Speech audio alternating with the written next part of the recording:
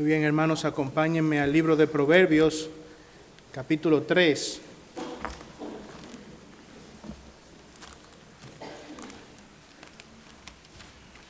Libro de Proverbios, capítulo 3.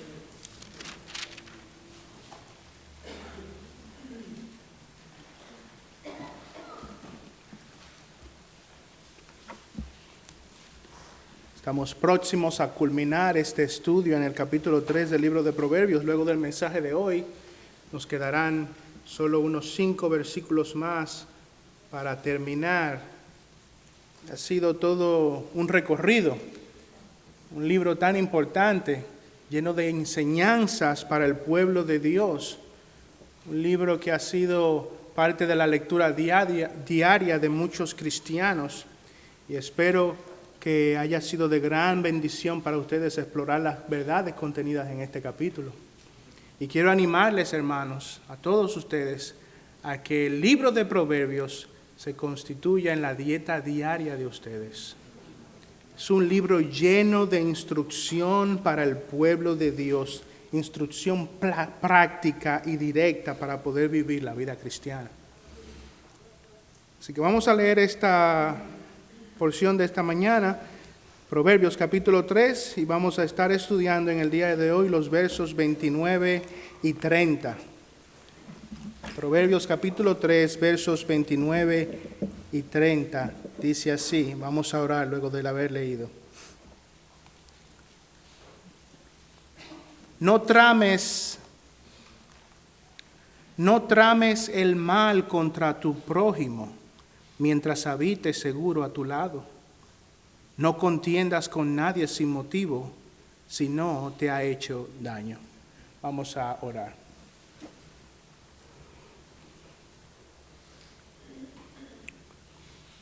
Padre Celestial, nos encontramos delante de tu presencia y queremos ante todo pedirte perdón por nuestros pecados. Como cantábamos, te suplicamos que seas con nosotros, no solo con aquel que ha de hablar, sino con el pueblo que ha de escuchar. Danos corazones prestos, dispuestos a recibir tu palabra en esta mañana.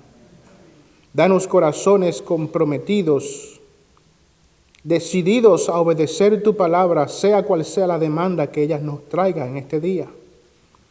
Ayúdanos a vivir conforme a la piedad, a no ser oidores olvidadizos, sino hacedores, hombres y mujeres que viven vidas que te agraden. Sé con nosotros en esta mañana, ven con tu espíritu, guíanos, te suplicamos, por los méritos de Cristo Jesús. Amén. Muy bien, hermanos. Como dije el domingo pasado, Salomón viene en esta porción del capítulo 3 que nos ha estado, durante casi todo el capítulo, nos ha estado animando, instruyendo a buscar la sabiduría, a retener la sabiduría. En el mensaje pasado, como vimos en los versículos 27 y 28, Salomón hace un giro y nos inicia a presentar la sabiduría ya no tanto en relación con Dios, sino la sabiduría en relación a nuestro prójimo. Anteriormente, Salomón nos había instruido a no ser oidores olvidadizos. Nos llamó, nos retó, nos encomendó a ser hacedores de la palabra de Dios, a vivir en conformidad a la palabra de Dios. Y como decíamos, qué mejor forma de llevarnos a ese punto que comenzar entonces ahora a traernos estas aplicaciones prácticas de cómo vivir la vida cristiana. El domingo pasado, Salomón nos decía, no niegues el bien a quien se le debe. Una directriz bastante práctica. No le niegues, no le retengas aquello que le es legítimo al otro. También nos decía, no digas a tu prójimo, ve y vuelve, mañana te lo daré. Y con esto veíamos que Salomón nos instaba no solamente a negarle al otro aquello a lo que legítimamente tiene derecho, sino que también nos llamaba a no dilatarnos en darle aquello que le pertenece, aquello que es el bien. Porque muy bien podemos reconocer si esto te pertenece, esto es tuyo, este bien material, pero también, como vimos, puede ser algún tipo de bien como la honra, el respeto, el honor que merece esa persona. Podemos muy bien reconocer que le pertenece, pero podemos dilatarnos en dárselo, en reconocérselo. Así que Salomón nos traía estas recomendaciones, estas exhortaciones prácticas. Hoy Salomón continúa con otra nueva exhortación, también práctica. Nos dice en el verso 29, no trames el mal contra tu prójimo, no contiendas, verso 30, con nadie sin motivo. Ahora, antes de lanzarnos o iniciar a estudiar estos dos pasajes, quiero que noten que con esta nueva exhortación, Salomón nos está trayendo o está tratando de cubrir unos aspectos distintos de nuestra relación con el prójimo. Básicamente, Salomón lo que está tratando con esta nueva exhortación es que veamos un tipo distinto de pecado al cual debemos de evitar. En la exhortación pasada, Salomón nos estaba animando o exhortando a evitar los pecados de omisión, lo que se conocen como pecados de omisión. Pero en este pasaje nuevo, ahora en el verso 29 y 30, Salomón nos está instando a no pecar o no llevar a cabo pecados de comisión. Pecados de omisión y pecados de comisión. ¿Qué son estas cosas? Vamos a explicarlas. En el verso 27 y 28, Salomón dice, no niegues el bien a quien se le debe. No digas a tu prójimo, ve y vuelve, mañana te lo daré. Y si notan, hermanos, Salomón nos está instando a no dejar de hacer algo correcto. Nos está instando a no negarnos a hacer el bien a aquel que lo merece, a nuestro prójimo. Y eso es precisamente pecados de omisión. Los pecados de omisión son aquellos que se cometen cuando no hacemos lo correcto, cuando no hacemos lo que Dios nos manda. No son necesariamente un daño que le hacemos a otra persona, sino que nos retenemos de hacerle el bien que el Señor nos comanda hacer. Estos pecados es de lo que nos habla, por ejemplo, Santiago, capítulo 4, verso 17. Si van allá al libro de Santiago, capítulo 4, verso 17. Dice ese pasaje, aquel, pues, que sabe hacer lo bueno y no lo hace, le es pecado. Aquel que sabe hacer lo bueno y no lo hace, le es pecado, porque comete un pecado de omisión. No es que nosotros pudiéramos decir, bueno, yo no le estoy haciendo un daño a nadie, y ya con eso pensar que estamos libres de pecado. No, es que no solamente no debemos no hacerle un daño a alguien, sino que debemos de hacerle el bien que Dios nos manda hacerle. Y si nos negamos a hacerle el bien, si no hacemos lo bueno cuando sabemos que debemos hacerlo, eso también es pecado, es un pecado de omisión. Hermanos, y estos pecados que tan fácilmente nosotros podemos ver los que no son tan terribles, no le estoy haciendo daño a nadie, simplemente no le estoy haciendo el bien que debo, esos pecados de omisión también serán parte de las acusaciones de Dios en nuestra contra en el día del juicio. Debemos tomarlos muy en serio. Vayan a Mateo capítulo 25, versos 41 al 46. Mateo capítulo 25, versos 41 al 46.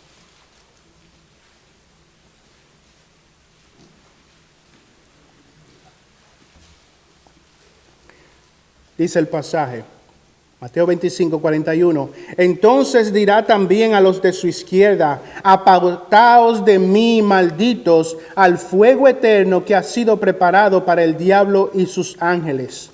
Porque tuve hambre y no me disteis de comer. Tuve sed y no me disteis de beber. Fui forastero y no me recibisteis. Estaba desnudo y no me vestisteis, enfermo y en la cárcel y no me visitasteis. Entonces ellos también responderán diciendo: Señor, ¿cuándo te vimos hambriento o sediento, o como forastero, o desnudo, o enfermo, o en la cárcel, y no te servimos? Entonces les responderá diciendo: en verdad os digo que en cuanto no lo hicisteis a uno de los más pequeños de estos, tampoco a mí lo hicisteis, y esto irán al castigo eterno. Noten que el Señor Jesucristo nos dice: por cuanto yo estaba tranquilo en mi casa y viniste y me hiciste un daño. Me hiciste esto, me hiciste lo otro, me hiciste aquello. El Señor no dice eso. En cuanto dejaste de hacer lo bueno, entonces, apartaos de mí, malditos, dice el Señor. Los pecados de omisión también serán parte del juicio final. Así que en esta exhortación no niegues el bien a quien se le debe. Dejar de hacer el bien a quien tiene legítimo derecho de recibirlo. Ese pecado de omisión es un pecado muy serio, y eso es lo que Salomón nos estaba en parte advirtiendo el domingo pasado. Ahora, Salomón nos trae lo que se conoce como los pecados de comisión. Y Salomón lo hace porque sabe muy bien que no todos los pecados que cometemos son solo de omisión. También existen los pecados de comisión. El pecado de comisión es esa acción que se comete en contra del prójimo. Es esa acción en contra del otro que puede ser parte de hechos, pensamientos, palabras. Es ese pecado que no es solo que dejamos de hacer el bien, sino que activamente hicimos el mal en contra de otro. Y de eso es lo que nos está hablando Salomón en estos versos 29 y 30. Y es muy importante, hermanos, que nosotros veamos esto. Que veamos que Salomón nos trae esta exhortación en esta mañana, porque con esto él nos enseña que todos los pecados deben ser evitados por el pueblo de Dios. Muy bien, vimos lo que es pecado de omisión, pecado de comisión, y la importancia de ver estos dos tipos de pecados en los pasajes que Salomón nos trae en esta mañana. Ahora vamos a estudiar el pasaje en cuestión. Dice, versículo 29, no trames el mal contra tu prójimo. No trames el mal contra tu prójimo. ¿A qué se refiere Salomón cuando nos dice que no tramemos el mal contra nuestro prójimo? Bueno, la palabra tramar nos está describiendo un acto intencional, ¿verdad? Y como dijimos, es un acto, un pecado de comisión, es un acto intencional en contra de una persona. Cuando tramamos el mal, estamos de alguna manera, se nos expresa esa palabra tramar en el idioma original, se nos expresa la idea de fabricar un mal. De fabricar o de sembrar un mal en contra de otro. Específicamente esta palabra tramar nos habla no solo de fabricar o sembrar, se nos está dando la idea de dañar directamente a alguien con chismes o con mentiras con el fin de hacerle daño a otra persona. Ahora, aunque esa palabra tramar nos está hablando de fabricar mentiras sobre otra persona, este término puede ser utilizado en un sinnúmero de circunstancias. Puede ser señalado como, o nos puede hablar de un sinnúmero de acciones en contra de otra persona. Algunos comentaristas sugieren que esta palabra tramar también puede referirse a acciones que afecten el bienestar físico, mental o emocional de otra persona. La idea general de este pasaje cuando nos dice no trames el mal contra tu prójimo es de alguien que está intencionalmente maquinando o planificando hacer el mal contra el otro. Hermanos, si Dios condena fuertemente esta acción, Dios ve como una abominación el que nosotros siquiera planifiquemos hacer el mal contra los demás. Vayan a Proverbios capítulo 6, verso 16. Proverbios capítulo 6, verso 16.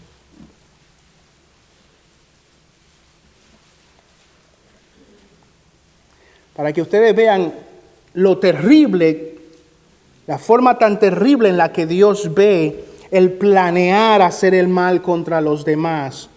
Dice Proverbios 6, 16, 6 cosas hay que odia el Señor, y 7 son abominación para Él: los soberbios, la lengua mentirosa, manos que derraman sangre inocente y un corazón que maquina planes perversos. Esa maquinación, esa ideación, esa planificación perversa de hacer daño a los demás es vista por Dios como una abominación. Esa intención de dañar al otro, aquel que maquina planes, aquel que trama planes en contra del otro,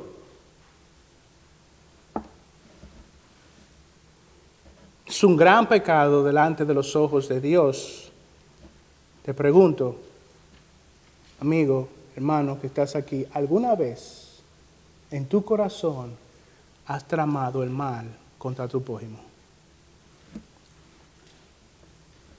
¿Alguna vez en tu corazón le has deseado el mal a tu prójimo? Fíjense, y es interesante, hermanos, que este pasaje no nos dice no le hagas el mal a tu prójimo. No dice no le hagas el mal. Dice no trames el mal contra tu prójimo. No planifiques el mal contra tu prójimo. No tienes que llegar a hacer el mal. Simplemente el hecho de planificarlo y pensarlo es una abominación delante del Señor. ¿Alguna vez has planificado, deseado, maquinado el mal contra tu prójimo? Porque muy fácilmente podemos decir, no, yo no he hecho nada malo contra el otro.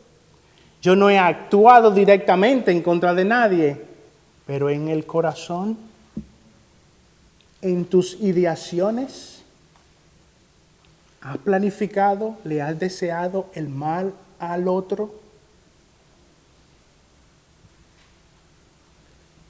Como ese esposo que dice, yo nunca me he acostado con otra mujer. Oh, no, yo no seré como uno de esos adúlteros que se irán al infierno. Yo nunca he tocado a otra mujer, pero ¿y en tu corazón? ¿Y en tu mente? ¿Y en tu corazón y en tu mente? Mateo 5, 27 y 29. Habéis oído que se dijo, no cometerás adulterio, pero yo os digo que todo el que mire a una mujer para codiciarla, ya ha cometido adulterio con ella en su corazón. El Señor toma muy en serio las maquinaciones, los planes y los deseos de tu corazón. Así que no es solo hacer el mal, la exhortación que Salomón nos está trayendo aquí va más allá. Nos habla de planear el mal, maquinar el mal contra tu prójimo.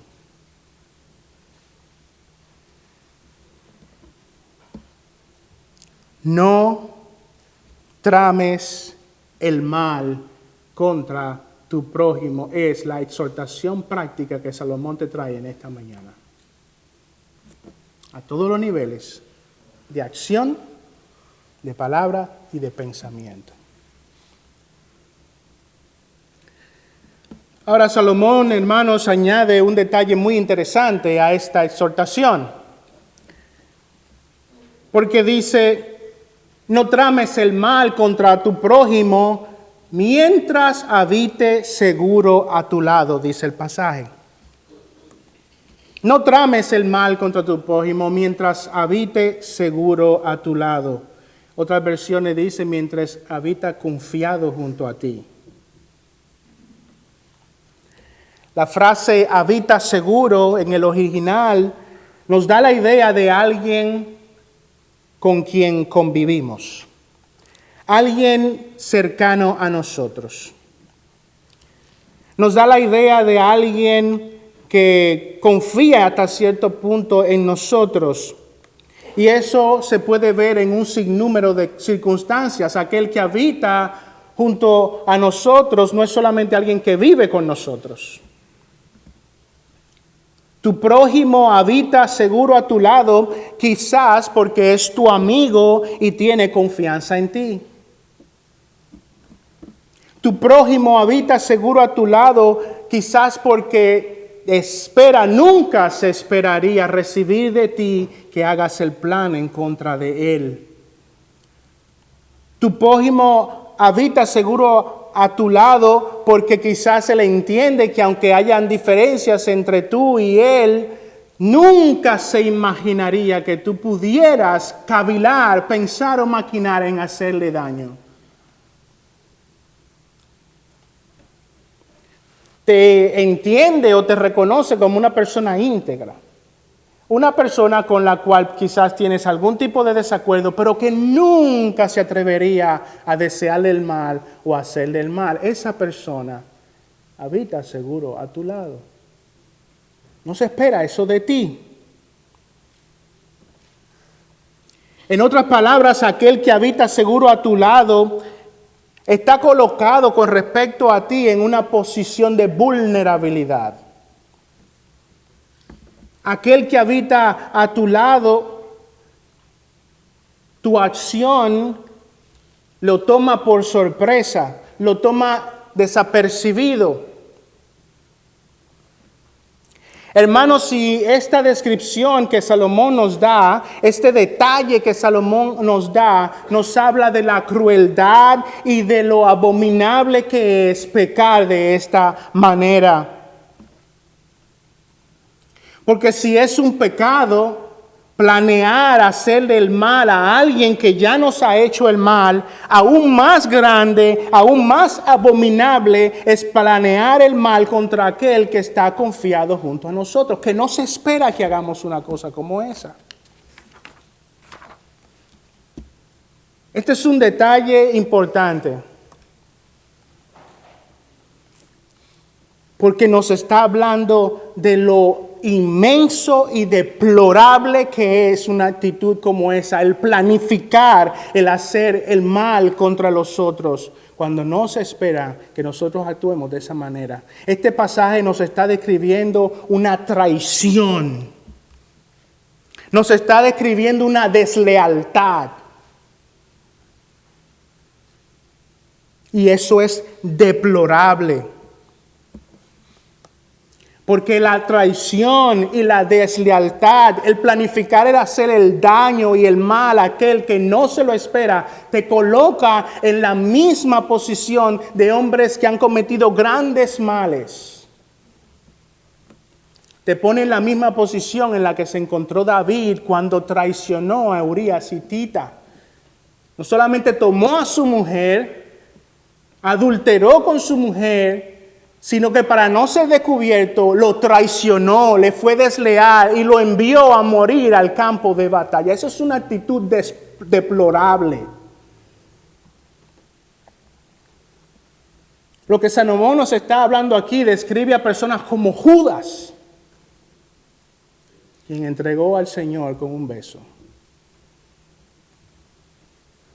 Y nos está diciendo en esta mañana, no maquines el mal, no planees el mal contra tu prójimo que no espera eso de ti.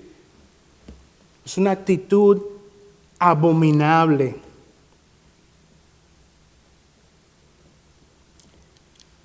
Y de nuevo, hermano, tenemos que meditar en el hecho de que el pasaje no nos está hablando de una acción directa en contra de otro, nos está hablando de los pensamientos y las maquinaciones en nuestra mente. Vuelvo y te pregunto, ¿alguna vez le has deseado el mal a otro? ¿Alguna vez has planificado hacer daño a otro? Hermanos, nosotros tenemos que tomar con ultra seriedad esta exhortación. Con mucha seriedad, no llegar a tomar esa actitud, porque Dios condena fuertemente ese tipo de acción. Miren lo que dice en el Salmo 101, versículo 5. Salmo 101, versículo 5.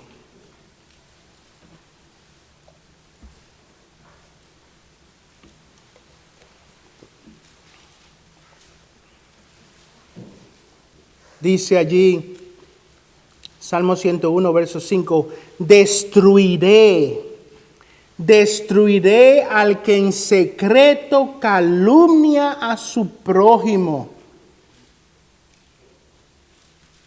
Destruiré al que en secreto calumnia a su prójimo. ¿Qué fue lo que dijimos que significa tramar el mal contra el prójimo? Sembrar o fabricar mentiras y calumnias sobre otro. Y Dios dice aquí, destruiré al que en secreto calumnia a su prójimo. No toleraré al de ojos altaneros y de corazón arrogante. Dice el Señor.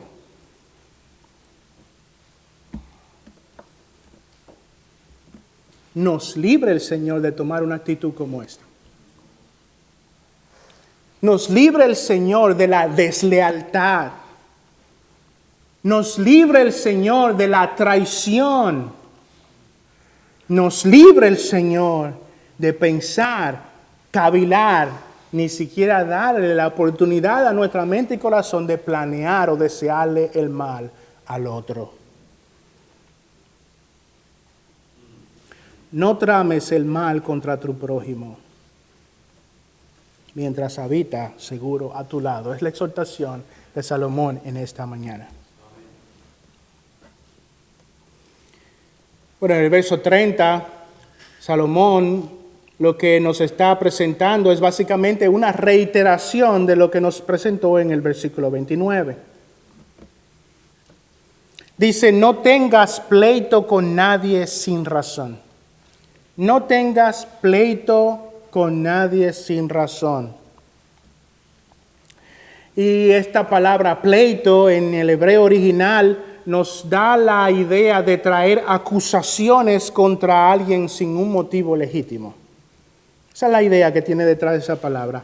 Traer acusaciones contra alguien sin un motivo legítimo. Es parecido a lo que ya vimos en el tramar el mal, planificar el mal, traer o fabricar calumnias, en este caso, acusaciones contra otro sin motivo legítimo. Aquel que trae pleitos, acusa ilegítimamente a su prójimo, fabrica acusaciones contra los demás. Y no solamente las fabrica, a veces también las infla. Toma una cosita que es así de pequeña y la pone así de grande. ¿Por qué? Porque lo que quiere es hacer ver mal a su prójimo, quiere traer una acusación contra su prójimo, quiere hacerle daño de esa manera, dañar su reputación.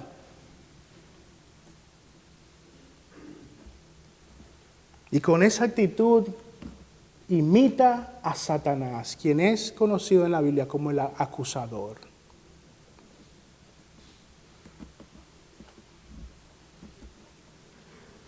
A veces hay personas que hacen cosas que son ciertas, que están mal. Pero guardémonos en nuestros corazones. Guardémonos en nuestros corazones de, como dicen en mi país, echarle más sazón a la comida. Empeorar las cosas. Hacerlas ver peor de lo que realmente son. El Señor condena esa actitud de traer acusaciones contra otros sin ningún motivo legítimo.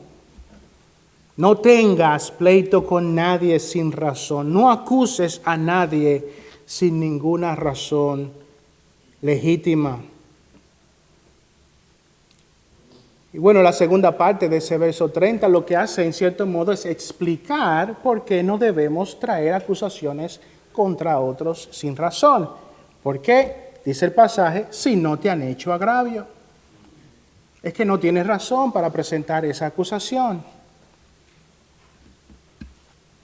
Es que la persona en realidad no te ha hecho nada.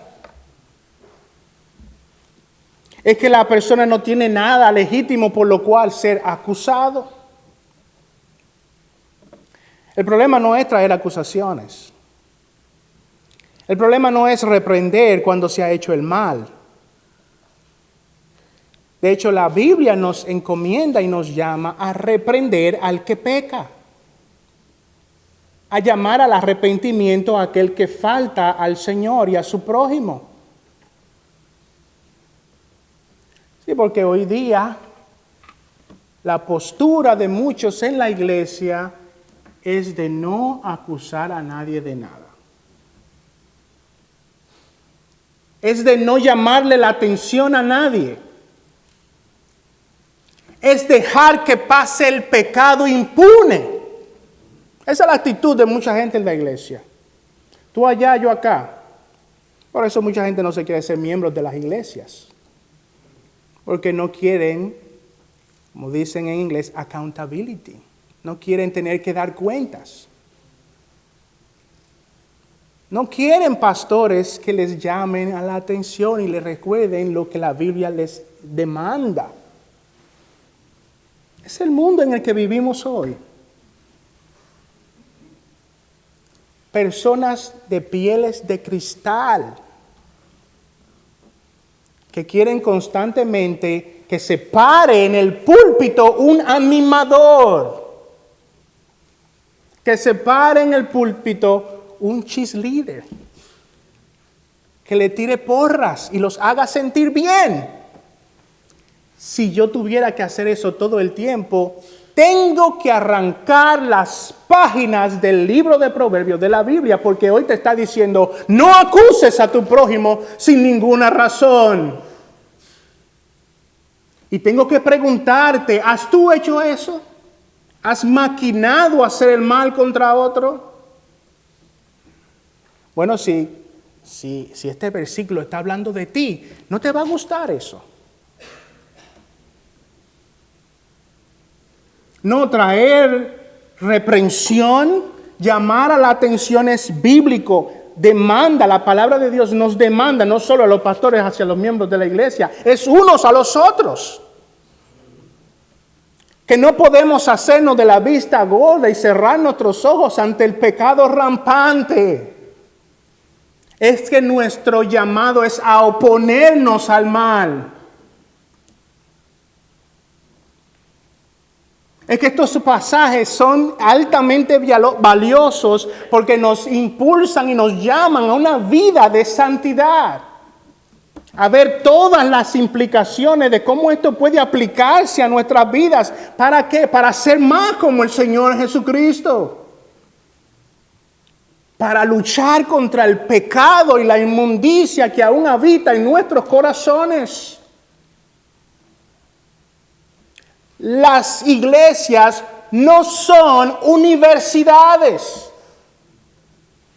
para que vengan y se sienten y yo les explique las últimas posturas doctrinales o lo último, ser un maestro explicándole la doctrina y nunca aplicarla y nunca decirle cómo eso trae demandas a su vida. Las iglesias son hospitales llenos de personas enfermas que vienen aquí a buscar la medicina divina para nuestras almas, para ser más como el Señor Jesucristo, para ir en pos de la santidad. No te molestes, es para tu bien, es para que crezcas como el Señor. Es para que des muerte al pecado. Es para que tu vida y la mía sea agradable ante los ojos de Dios.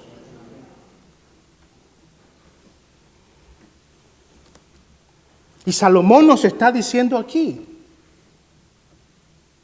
no trames el mal, no pienses el mal, no planifiques el mal, no desees el mal.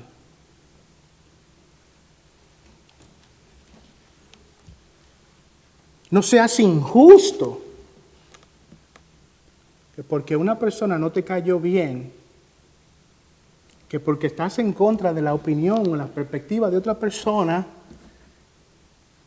vienes e inventas falsedades para hacerle daño. No te han hecho agravio. Y de nuevo en ese pasaje de Proverbios 6, versículo 16, vuelvo allá, miren lo que dice: en 6 cosas hay que odia el Señor, y 7 son abominación para Él: ojos soberbios, lengua mentirosa, manos que derraman sangre inocente, un corazón que maquina, un corazón que piensa, un corazón que planifica planes perversos, pies que corren rápidamente hacia el mal, y un testigo falso que dice mentiras. Eso es lo que Salomón nos está diciendo aquí. Un testigo falso, alguien que miente, alguien que trae pleitos con acusaciones infundadas. Eso también, esa actitud también es una abominación delante del Señor. Hermanos, y de nuevo este pasaje no nos está diciendo que nosotros nunca podemos amonestar, corregir y señalarle el pecado a los demás. Este pasaje lo que nos está diciendo: cuando tú señales y acuses a una persona, procura muy bien estar en absolutamente lo correcto. Cuídate de no acusar a otros cuando no se ha cometido ningún agravio. No seas un testigo falso.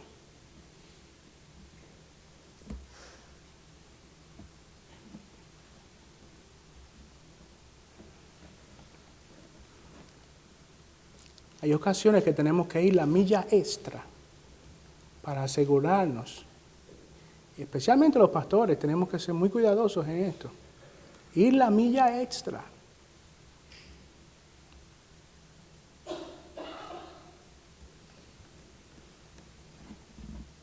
Hermano, cuídate de acusar falsamente a tu prójimo. Cuídate de eso, hermano.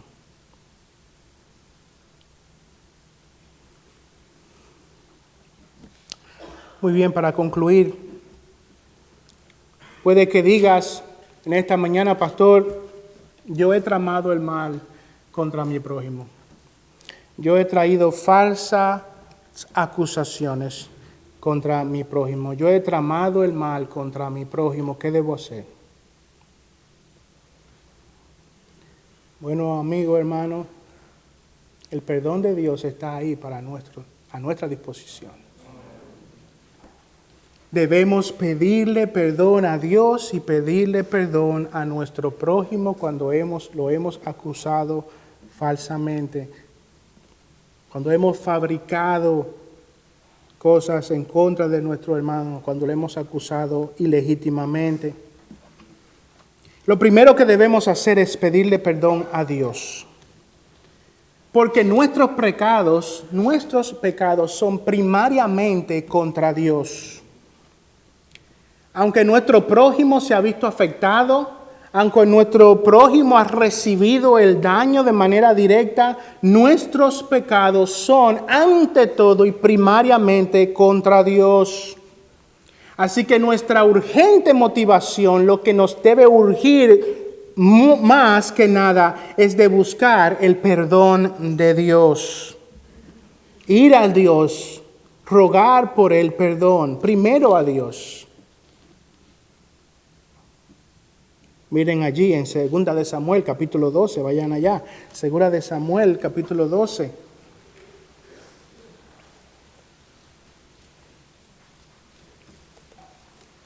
Allí se nos cuenta la historia de cuando el profeta Natán confronta a David por el pecado, la traición, la deslealtad que cometió contra Urías. Y miren cómo David, al reconocer su pecado, reconoce que ante todo lo que él había hecho, lo había hecho en contra del Señor. Segunda de Samuel, capítulo 12, versículo 7 en adelante, dice: Entonces Natán dijo a David: Tú eres aquel hombre. Así dice el Señor, Dios de Israel: ¿No te ungí rey sobre Israel y te libré de la mano de Saúl? Yo también entregué a tu cuidado las casas de tu Señor y las mujeres de su Señor, y te di la casa de Israel y de Judá. Y si eso hubiera sido poco, te hubiera añadido muchas cosas como esta. Miren lo que dice, versículo 9. ¿Por qué has despreciado la palabra del Señor, haciendo lo malo a tus ojos? Lo primero que Natán le señala: mira, el pecado que has cometido, la primera ofensa la hiciste contra el Señor. ¿Por qué has despreciado la palabra del Señor, haciendo lo malo a sus ojos? Has matado a espada a Urías hitita y has tomado a su mujer para que sea mujer tuya, y lo has matado con la espada de los hijos de Amón. Ahora pues la espada nunca se apartará de tu casa, porque me has despreciado y has tomado la mujer de Urías hititas para que sea tu mujer. El Señor señala primero tu pecado. Lo primero que hiciste fue en contra mía.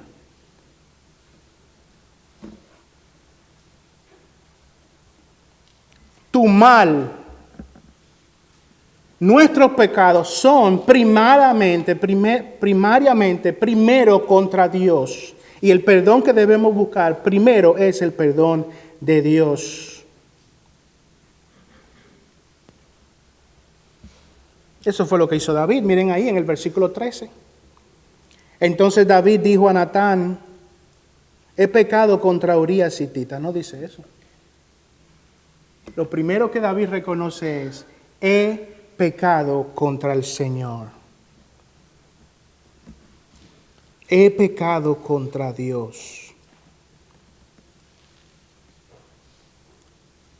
Nuestros pecados son primariamente ante Dios y debemos buscar primariamente el perdón de Dios. Amigo, ¿quieres ser perdonado por el mal que has hecho contra tu prójimo? Entonces inicia pidiendo perdón a aquel que has ofendido primariamente, a Dios. ¿Y qué promete Dios? ¿Qué promete Dios? Que si confesamos nuestros pecados, Él es fiel y justo para perdonar nuestros pecados y limpiarnos de toda nuestra maldad.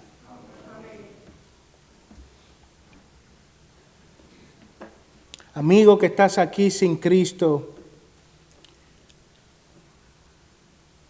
tú que has cometido grandes pecados contra Dios, lo primero que debes hacer antes de resolver tus problemas con los hombres es resolverlo con Dios. Hasta que no resuelvas tus problemas con Dios, no podrás resolver ningún otro problema con ninguna otra persona.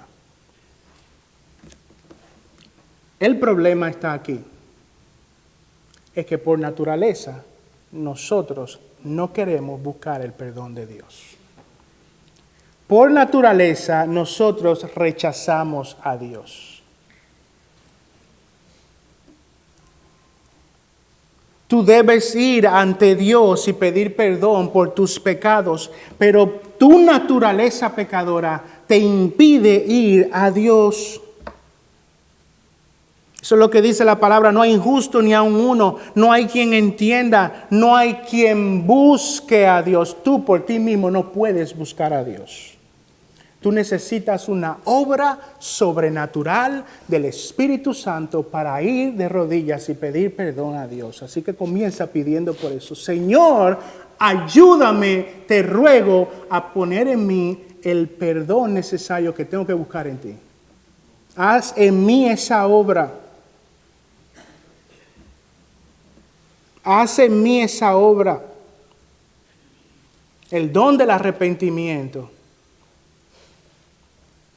Tú debes ir de rodillas a buscar la reconciliación, el perdón y la reconciliación con Dios. Esa es la relación más importante que tú debes de resolver. Antes de ir ante los hombres, la relación más importante que debes de arreglar es tu relación con Dios.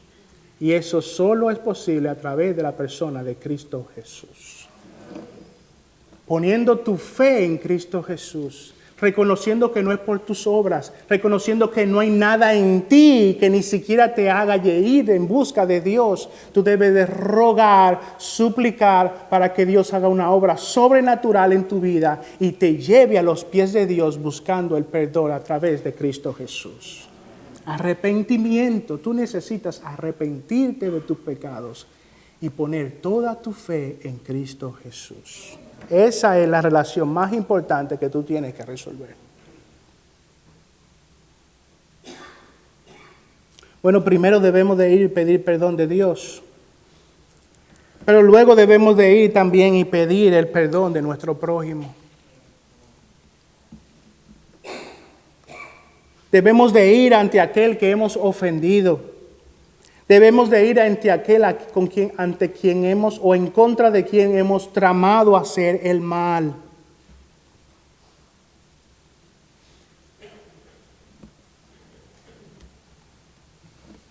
Quiere el Señor que nos dé lo necesario para hacer esto. Hermano, resuelve tu problema con Dios. Si has pecado de esta manera, resuelve tu problema con Dios y ve y resuelve tu problema con tu hermano.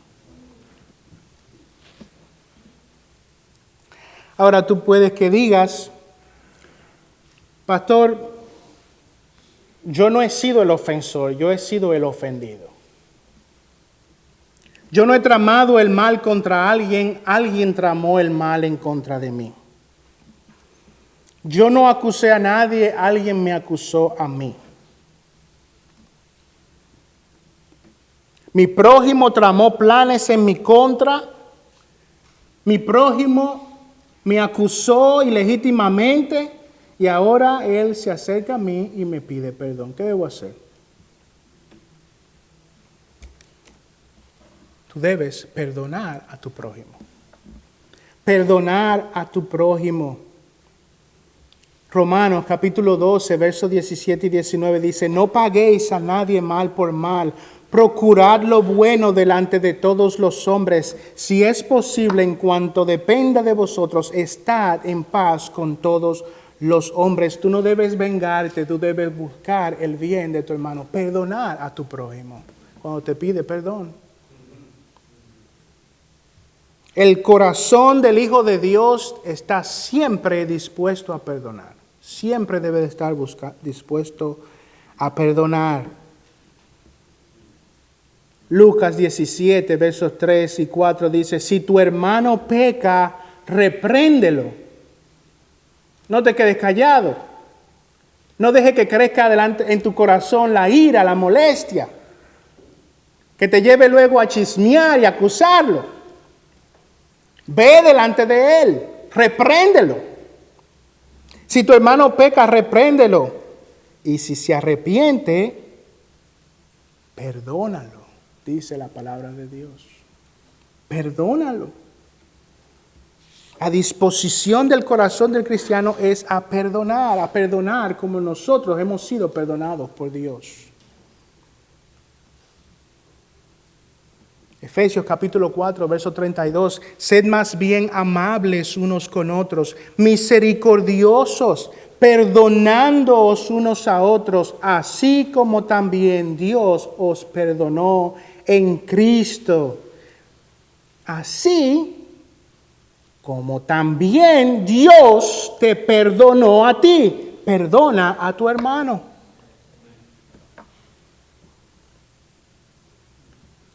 Si has sido el ofendido, si has sido el ofensor, si has planificado el mal contra tu hermano, pídele perdón a Dios, pídele perdón a tu hermano. Si tu hermano o tu prójimo ha pecado contra ti, perdónalo, dice la palabra de Dios.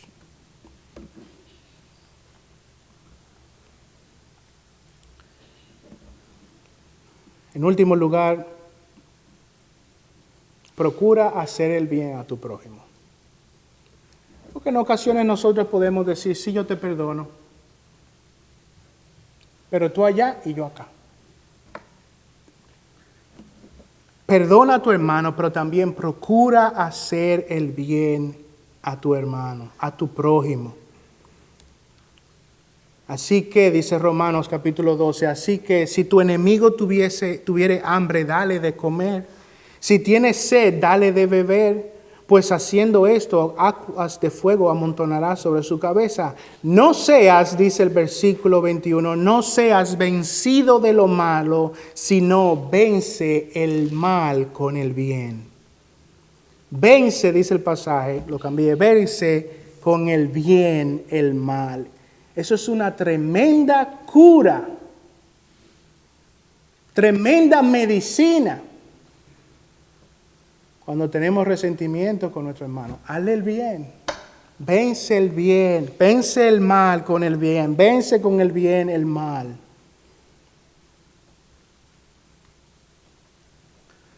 Muy bien, hermanos. Salomón nos ha traído hoy unas instrucciones bien prácticas.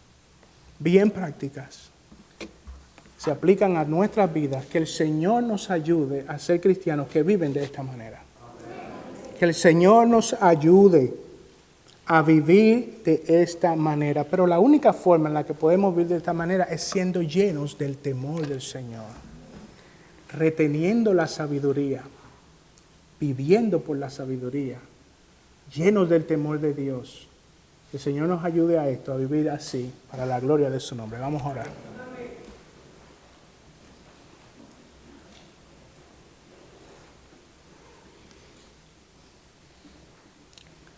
Padre, te damos gracias por estas instrucciones tan precisas y claras en tu palabra. Gracias por estas instrucciones que nos confrontan con nuestros pensamientos, nuestros corazones, el pecado que aún mora en nosotros, que nos llaman y nos instan a una vida de santidad.